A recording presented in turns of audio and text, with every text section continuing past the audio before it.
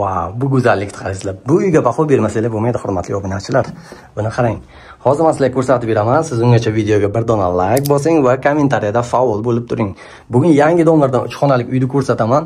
Mingta, millionta like arziydi desam bo'ladi. Bir boshdan tomosha qilamiz sizlarga tushunarli bo'lish uchun. Uyimizning kirish eshigi 3-qavatdan podyezdda ham bitta ko'rsatib qo'yaman. Mana shunday ko'rinishda 6 qavatlik domni 3-qavatida g'ishlik yangi domlardan hol. Uyimizda umumiy sanuzeli bir joyda joylashgan, to'liq kafilda, suv, gaz, sveta muammo yo'q, chunki biz vokzal hududidamiz. Sensorni parlanmaydigan oynalar bilan birgalikda sanuzel bo'lyapti. Davom etamiz. Uyimizda holini qarang. Wow, hol katta bo'lsin degan obunachilarimga mana maxsus video. Holni o'zi bir dunyo, chunki bitta zalni joyi turibdi bu yerda, lekin zalimiz ham bor do'stlar. 88 kvadratga juda chiroyli proyekt tushgan. TV zona, yumshoq mebel zonasi, kras uzayishingiz, hamma narsa yangi o'z egasini kutmoqda. Oshxonaga o'taman. Qarang oshxona chiroyliligini. Ayollarimiz menimcha orzu qilib, havas qilib tomosha qilyapti ushbu uyni. Kamida shunaqa uylar nasib qilsin deyman. Agar siz niyat qilib qolgan bo'lsangiz shunaqa uylarni, xo'p, oshxonaning o'zida alohida ochiq balkon, marhamat.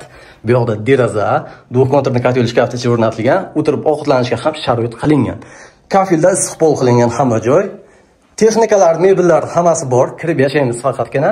Endi men sizlarga uyimizning mehmonxonasini ko'rsataman mana. Xohlang mehmonxona qiling, xohlang yana bitta spalni qilib foydalansangiz ham bo'ladi. Neoklassik uslubda ta'mirlarimiz va uyimizda yotoqxonasi, kattalar yotoqxonasi bo'ladi. Like bosdingizmi yo'qmi? Bosmagan bo'lsangiz hozir bosib qo'ying. Endi qarang. Bu xona o'zgacha dizaynda desam ham bo'ladi. Garderob xonamiz, ya'ni shkafimiz va bu tomonda ochiq balkon bor. Ochiq balkonning muxlislari bormi? Neshtamiz? Qani kommentariyada yozamiz. Bugungi uyimizda ochiq balkon ikkita bo'lyapti oshxonada va uyimizda mana shu yotoqxonasida. Shuni chiqarsiz, bir chashka qahva yoki choy, marhamat, mazza qilib manzaradan bahramand bo'lasiz. Endi bolalar yotoqxonasiga bitta ta'rif berib o'taman men, qaranglar.